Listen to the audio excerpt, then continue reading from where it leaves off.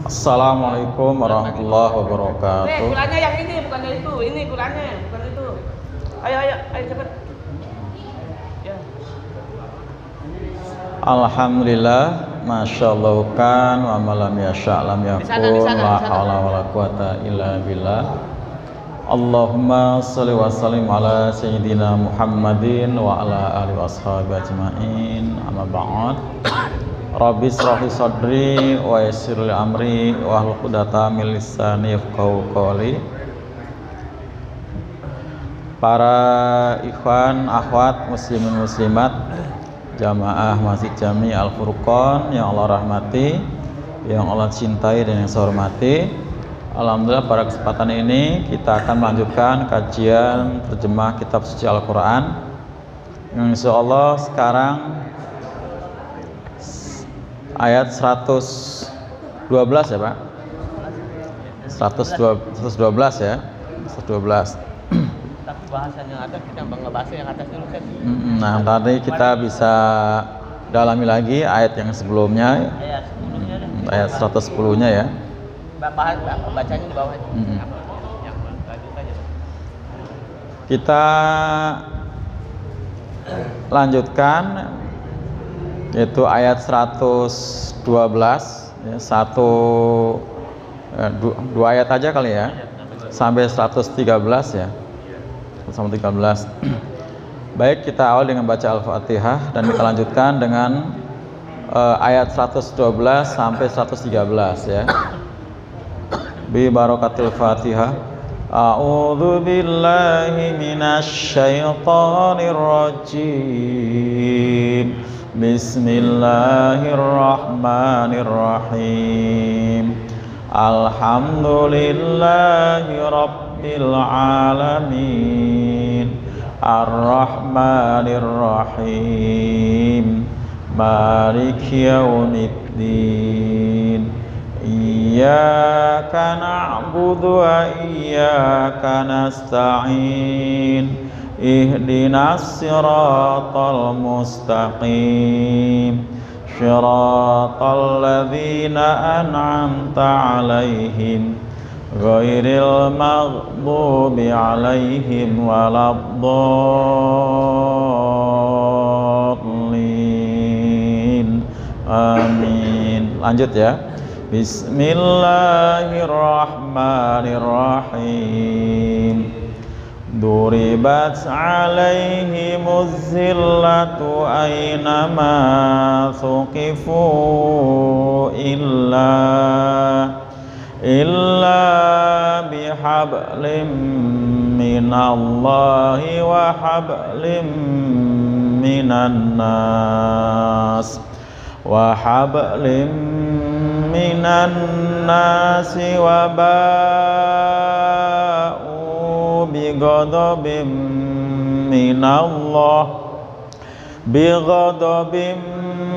minallahi wa duribat 'alaihimul maskanah. Dzalika bi annahum kanu yakfuruna bi ayatillahi wa yaqtulunal anbiya'a bighairi haqq. Dzalika bima asaw wa kanu ya'tadun. Laisu sawa'a min ahlil kitabi ummatun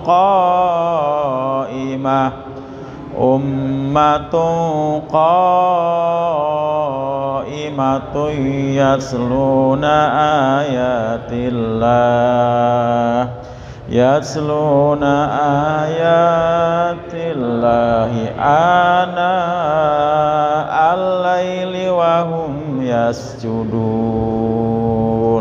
Shadaqallahul azim. Shadaqallahul azim. Kita telah baca dua ayat ya sebagai kelanjutan apa yang akan kita kaji. Walaupun nanti kita bisa dalami kembali ayat sebelumnya ya. Namun kita terjemahkan dulu yang tadi ya, seperti biasa, bila ada yang perlu didalami tentang sekitar hukum bacaan atau ilmu tajwid ya silakan. Bismillahirrahmanirrahim. Duribat ya. Apa artinya Pak duribat? Asal kata doroba, biasanya doroba itu diartikan memukul ya. Doroba itu memukul. Nah ini bentuk pasif ya, duribat. Kalau doroba mukul, duribat telah dipukul. Tapi ini maksudnya bukan memukul ya, telah ditimpa gitu ya. Dan kadang-kadang doroba juga bermakna membuat gitu ya, membuat. Jadi termasuk maknanya artinya bisa fleksibel ya, tergantung susunan kalimat.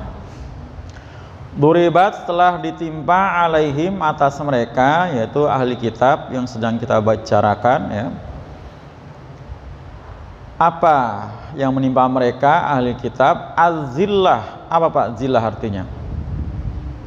Apa? Kehinaan ya, kehinaan, kenistaan ya. Kehinaan. Aina di mana, ma apa yang, sukifu atau di mana mereka apa? Mereka berada. Ya. Aina ma sukifu, di mana saja mereka berada, mereka tinggal, mereka diam, illa kecuali bihablin ya, dengan tali ya. Hablin itu tali yang terjulur ya, tali yang terjulur ya. Di sini dimaksud bukan tali ya seperti tali yang kita lihat buat ngikat kambing atau ngikat kardus ya, tapi adalah din ya, atau agama.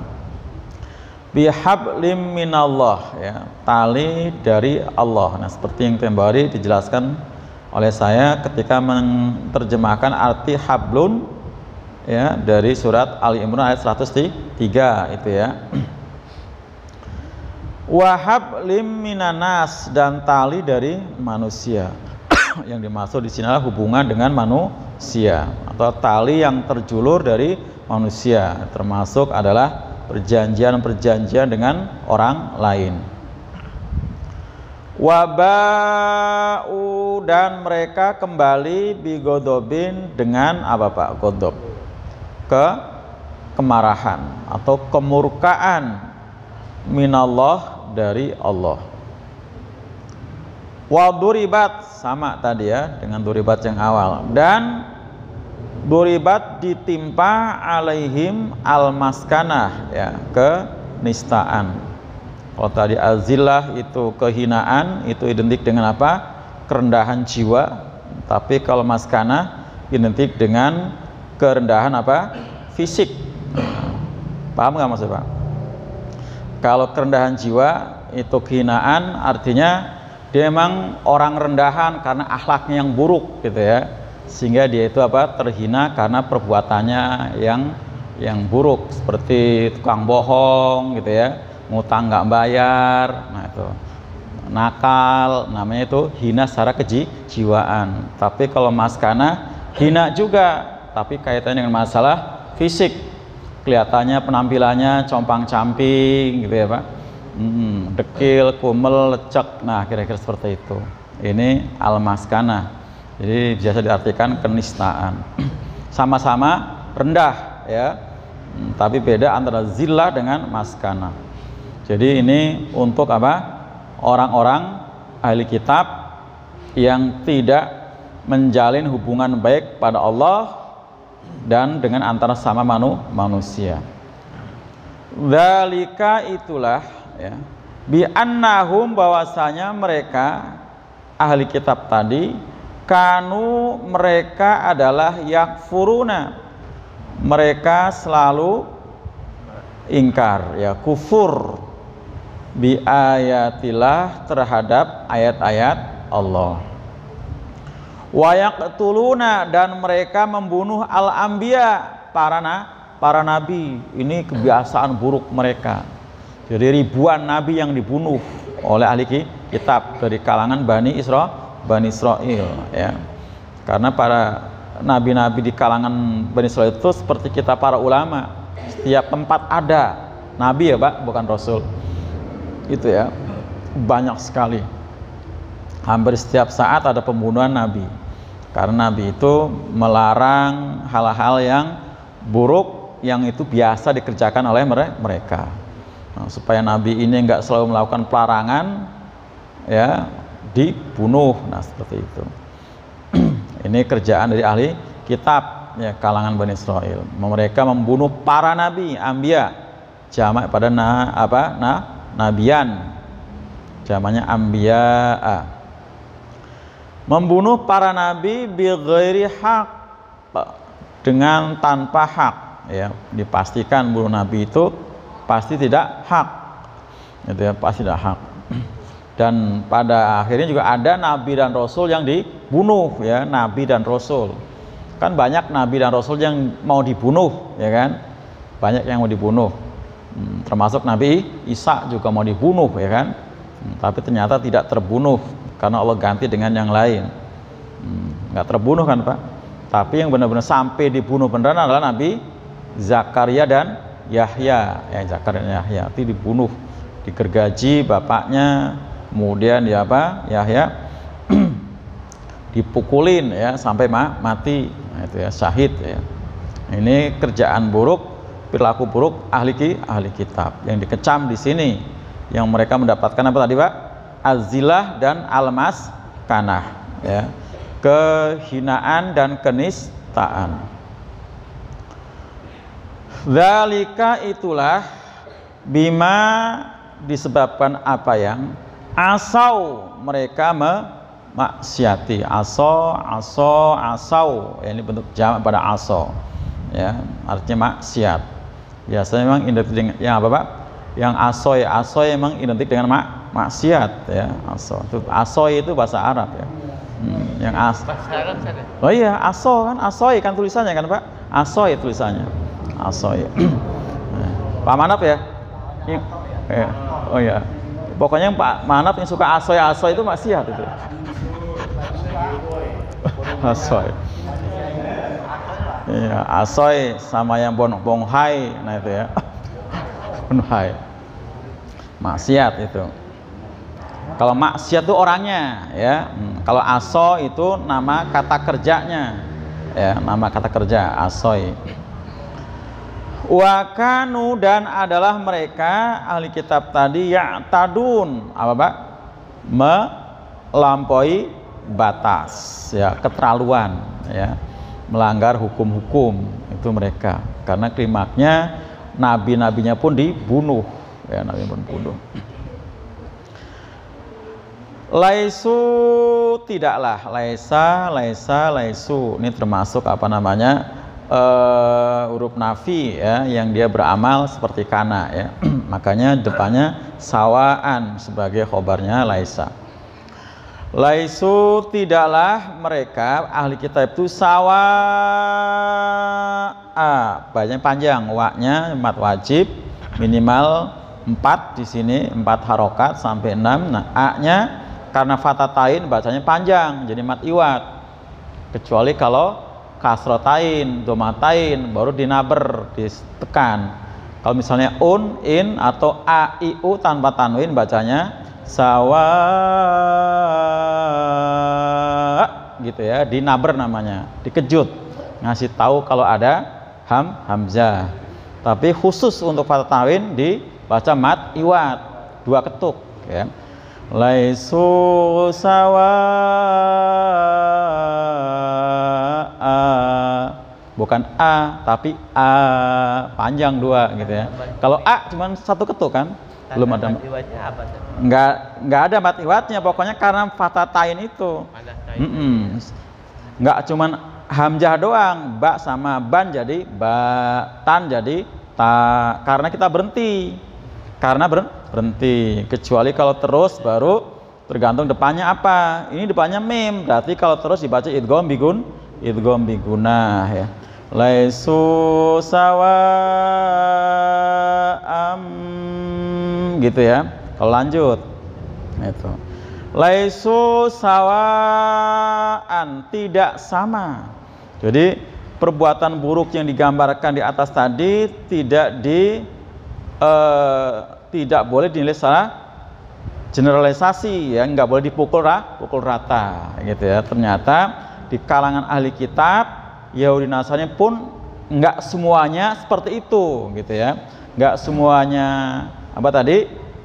Nggak semuanya apa? Tercela, nggak semuanya nista gitu ya. Tidak sama ya, mereka tidak sama, merekanya di wawunya itu ya Pak, laisu itu domirnya hum. Tidaklah mereka itu ahli kitab itu sama, tidaklah sama min ahli kitab, dari kalangan ahli kitab. Nah, dari kalangan mereka ada ummatun, ada umat yang qaimah. Apa qaimah? Tegak lurus ya, tegak lurus artinya menegakkan, artinya konsekuen dengan ajaran Allah, yaitu yatsluna ayatillah. Apa artinya Pak? Mereka membaca ayat-ayat Allah ya, ada. Jadi tadi keburukan-keburukan disebut tadi tidak bisa dipukul rata. Ada juga selain itu ya, dia membaca, bahkan baca kontinu ana al-lail, sepanjang malam ya. Ada yang mereka juga terus istiqomah membaca ayat-ayat Allah sepanjang malam. Wahum, dan mereka yasjudun, di waktu malam mereka sujud. Nah, sujud ya, ada yang menafsirkan Syekh Al-Mutawalli As-Sa'rawi, mereka berarti mereka yang dimaksud adalah yang ahli kitab, yang Yahudi Nasrani masuk Islam gitu ya.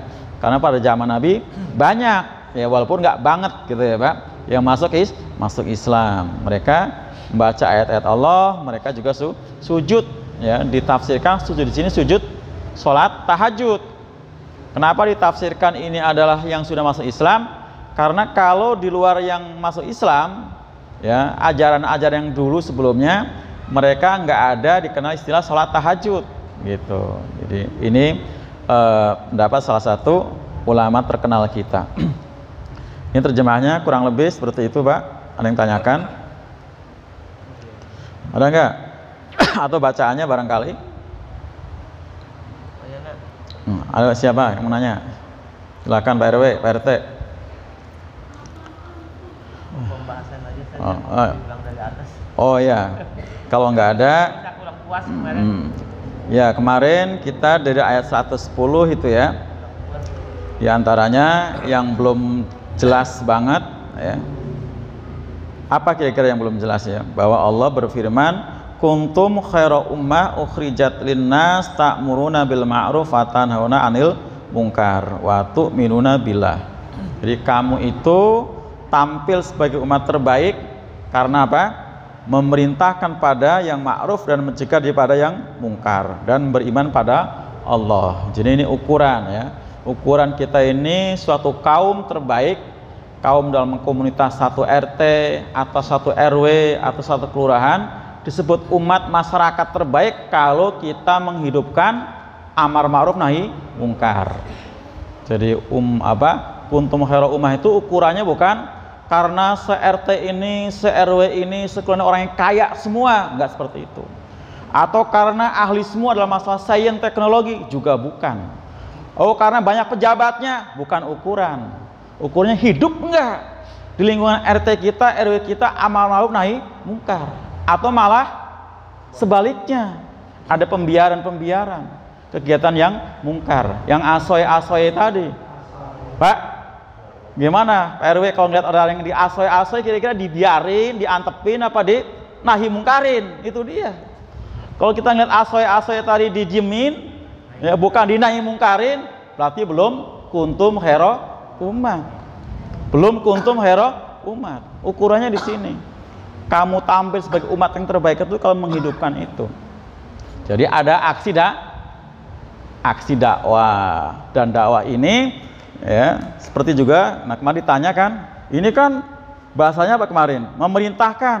Ternyata ayat sebelumnya, ayat yang ke-104, kita memang harus ngajak. Gitu. Jadi dakwah itu kewajiban setiap kita, bukan kewajiban ustadz saja, kiai saja, ajengan doang, tapi semua kita adalah terkena beban atau terkena apa? Kewajiban untuk mengajak atau mencegah, mengajak kepada yang ma'ruf atau mencegah yang mungkar, setiap kita itu. Jadi nggak mesti harus yang di podium ya, di mimbar, nggak mesti. Nah, apalagi itu ada dalam rumah kita kemaksiatannya, di depan rumah kita, di belakang rumah kita, di lorong di mana kita tinggal, di gang di mana kita ada. Ini kewajiban setiap kita. Nah, kalau kita menghidupkan itu baru ada apa? Baru disebut sebagai apa tadi? Kuntum hero umat. Kuntum hero umat. Gampang sebenarnya kan, Pak?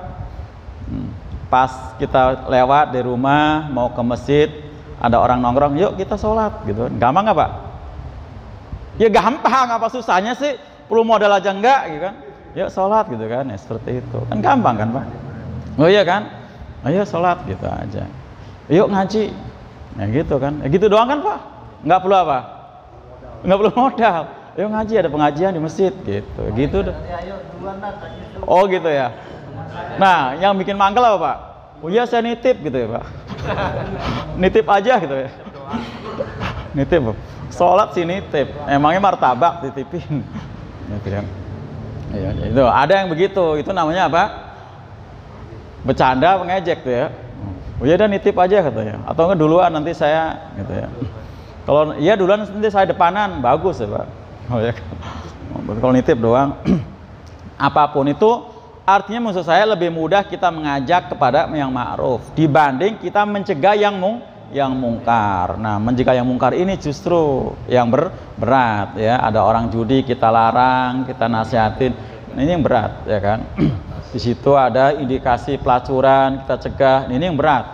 Nah, itu biasanya orang yang punya power. Makanya kata Nabi kan khusus ini kan, man ro'a minkum mungkaron fal yugoyir biadi ya.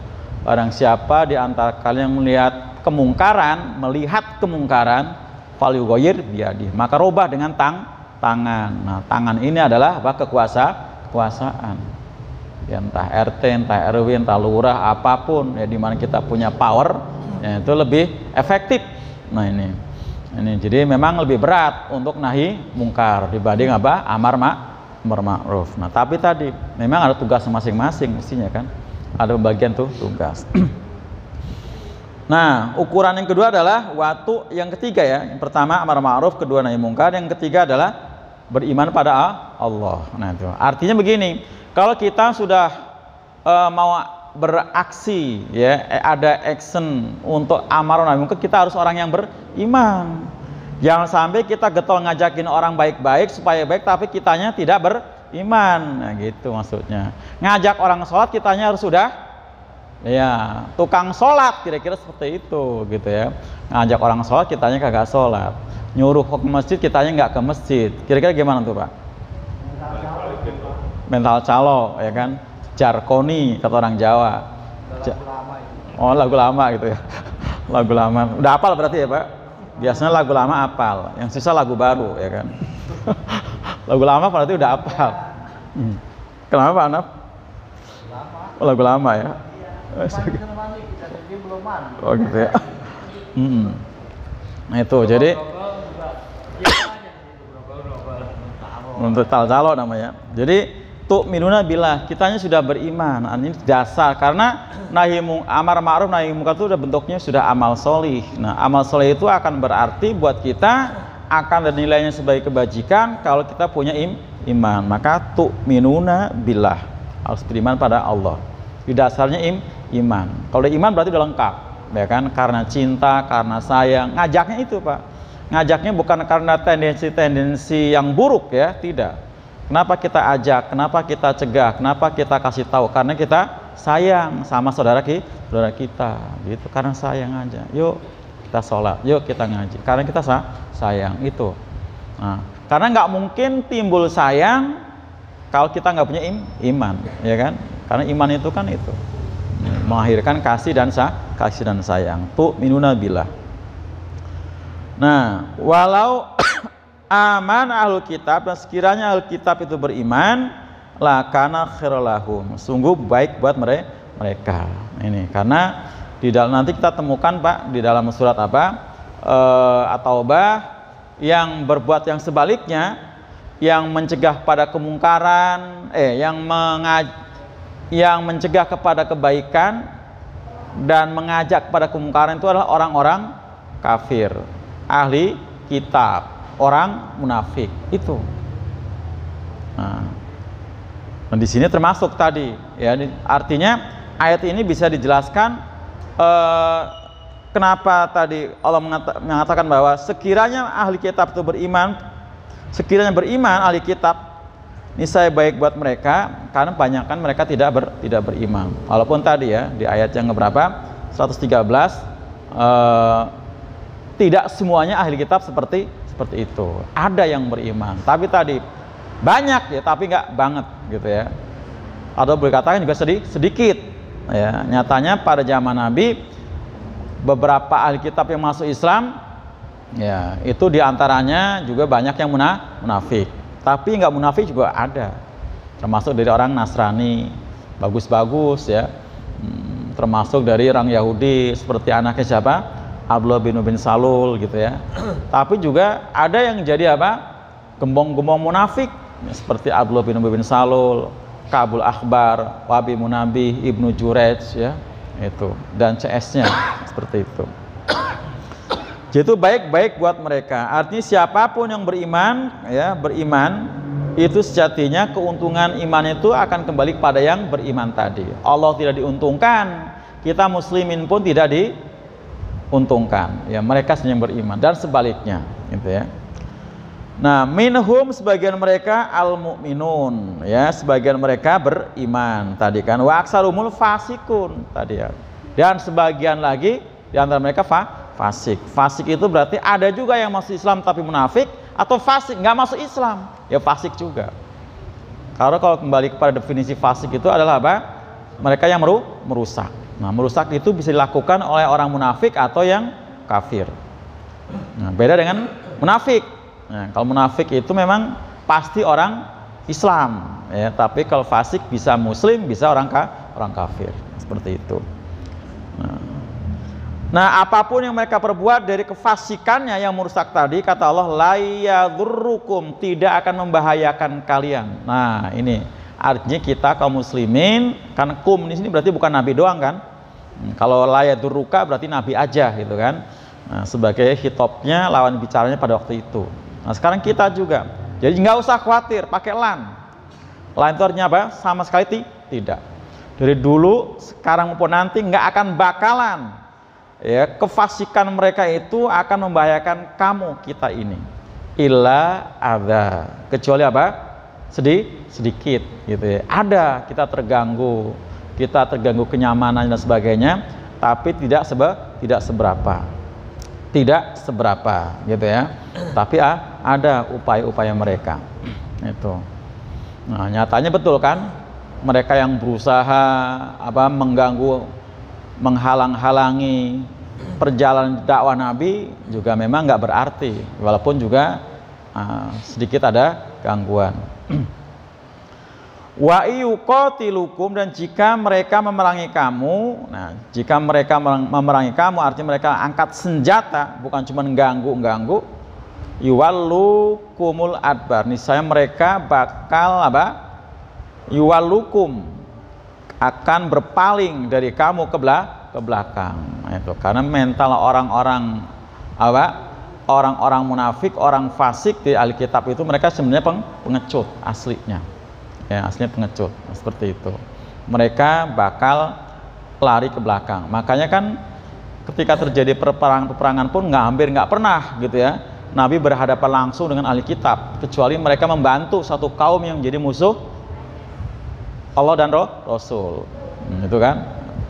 Karena mereka ketika ditawarkan Islam nggak mau masuk Islam, tapi mereka pilih perjanjian damai, walaupun akhirnya juga mereka berkhianat. Itulah yang dilakukan oleh komunitas Yahudi ya, yang dalam benteng Khaybar ya kan, seperti itu. Nah, summa kemudian layung sorun, mereka tidak akan ditolong gitu ya. Jadi orang fasik dari kalangan kitab nggak akan pernah mendapatkan pertolongan Allah untuk mendapatkan kemenangan melawan kaum muslimin ya, nggak akan mendapatkan kemenangan. Dan pastinya ini bukan zaman itu saja, sampai sekarang pun, ya Pak, sampai sekarang pun. Yang penting musliminnya apa? Konsekuen dengan ajaran Islam, gitu ya. Nah, ditegaskan lagi, duribat alaihimuz zillah aynama sukifu. Di mana saja mereka berada, mereka akan ditimpa oleh azillah. Apa tadi azillah? Kehinaan. Ya, kehinaan. Di mana saja. Jadi Alkitab itu akan menderita, akan mendapatkan kehinaan. Ya, tadi yang secara bahasa saya jelaskan bahwa zillah itu hina, artinya secara kejiwaan. Kenapa mereka hina? Bahkan mungkin hina dina. Karena mereka memang melakukan perbuatan-perbuatan yang keji, ya kan? Coba, Pak, ya mereka yang di Zionis Israel yang di sana itu kan, pembantaian, merebut wilayah Palestina secara ilegal, ya kan?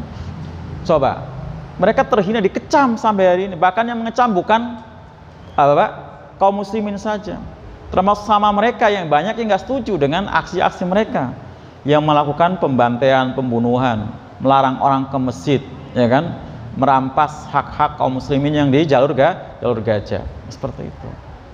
Nah, jadi yang nggak setuju itu bukan, yang mengecam itu bukan kita saja, ya, tapi juga sesama ahli kitab, sesama Yahudi, Nasrani. Nggak semua Yahudi, Nasrani itu setuju, ya, dengan aksi mereka. Jadi itu. Nah, kehinaan itu akan berakhir manakala mereka mau menjalin hubungan baik bihablim minallah. Ya, apa tadi hablim minallah? Tali dari Allah. Yang sering dijelaskan adalah hubungan baik kepada Allah. Kalau arti aslinya bihablin itu terhadap tali yang dijulurkan dari Allah. Jadi Allah tuh ngasih tali. Nih loh, pegang gitu ya. Maksudnya apa, Pak? Dinul Islam itu. Jadi kalau mereka mau memegang tali itu, dinullah itu, ayat al-Islam, wahab limnan nas, dan tali dari manusia yang dijulurkan pada mereka. Karena mereka itu, Pak, kalau pada zaman Nabi, zaman Abu Bakar, Umar, Utsman, Ali, dan seterusnya, yang mereka tidak mau masuk Islam, mereka berjanji nggak akan mengganggu kaum muslimin, dengan catatan mereka konsekuen rutin membayar jizyah. Bahasa kitanya apa, Pak? Pajak. Nah, itu kan udah janji mereka. Nah, seperti itu. Jadi tali dari Allah mereka pegang dengan erat, tali dari manusia itu mereka pegang dengan erat. Itu. Tapi kalau itu nggak mau mereka pegang, maka tadi ada azilah, ada maskanah. Nah, akhirnya karena mereka nggak mau mengeluarkan jizyah tadi, apa tadi, Pak, jizyah? Pajak atau upeti. Nah, walaupun mereka orang kaya nih, ahli kitabnya, Yahudinya, Nasraninya, mereka tampil sebagai orang kaya, orang miskin. Pakaiannya dibikin supaya begitu ada petugas mau mungut jizyah, oh ini orang miskin, nggak ngeluarin jadinya. Nah itu. Nah, ya soal sekarang jizyah. Jadi ingkar janji segala macam memang kerjaan mereka. Jadi benar tadi kan. Jadi dua-duanya mereka langgar. Hablum minallahnya mereka putuskan, hablum minasnya mereka juga ingkari. Itu. Sehingga ada zillah, ada juga maskanah. Itu. Ada kehinaan secara kejiwaan juga secara fisik. Karena kalau mereka tampil mewah, nah enggak, akhirnya kan harus ngeluarin. Nah, kalau mereka tampil miskin, ya, orang yang fakir, ya sudah, nggak mungkin dipungut gitu, seperti itu. Itu kerjaan mereka. Itu ya.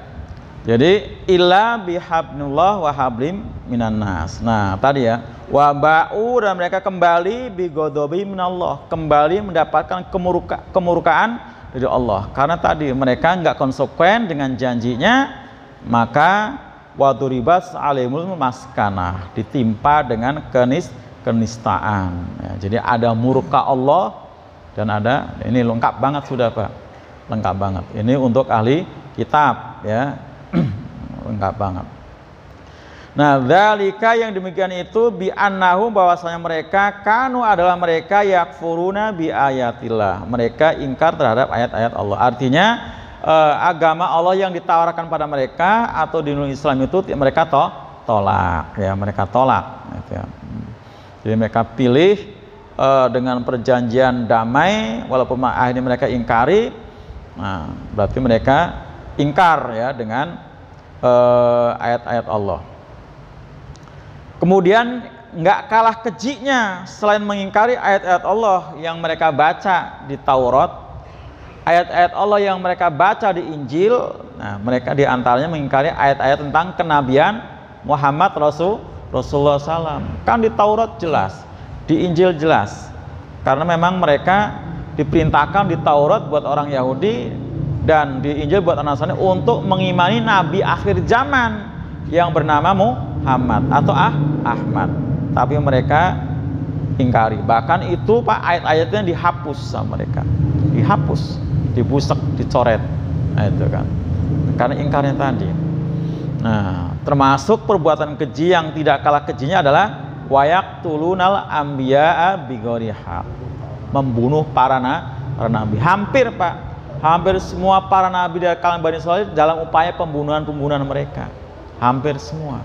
Gitu ya, hampir semua. Dan akhirnya ada yang banyak yang dibunuh. Bahkan tadi nabi dan rasul pun sampai klimaknya dibunuh. Gitu kan.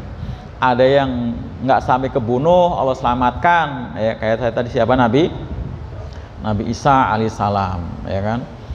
Tapi Zakaria, Yahya terbunuh, ya terbunuh. Gara-gara tidak mau melegalkan apa yang mereka inginkan. Ya, mereka itu rajanya ingin dilegalkan pernikahan antara orang tua laki-laki dengan anak tiri perempuannya. Itu akhirnya dibunuh. Nah, itu seperti itu. Ini ya. Dan dipastikan pembunuhan para nabi itu bighairi haq, itu tanpa ada alasan yang benar, ya, dipastikan. Dan itu merupakan kemaksiatan dan merupakan juga apa? Pelanggaran batas, ya, pelanggaran batas. Nah, begitu banyaknya tentang apa? Perilaku tabiat buruk dari ahli kitab, ya, dari mulai zaman dulu sampai zaman Nabi Muhammad dan seterusnya sampai sekarang. Tapi ternyata tidak semuanya tadi ya. Kalau dari ayat 110 ada yang beriman, tapi kebanyakan fasik. Makanya tadi laisu sawaan, mereka itu tidak sama. Jadi ada min ahli kitab ummatun qaimah. Ada umat yang benar-benar qaimah. Mereka konsekuen yasluna ayatillah ana al-laili wahum yasjudun. Mereka istiqomah, ya, konsekuen terus membaca ayat-ayat Allah sepanjang malam dan mereka sujud. Nah, ini yang tadi ditafsirkan mereka orang yang masuk Islam, ya, masuk Islam. Kenapa mereka termasuk tadi Syekh Al-Mutawali Sa'rawi mengatakan ini mereka masuk Islam? Karena ada istilah wahum yasjudun. Mereka sujud di waktu malam. Nah, untuk istilah sujud di waktu malam itu berarti salat tahajud. Walaupun nggak selamanya sujud diartikan juga salat tahajud ya.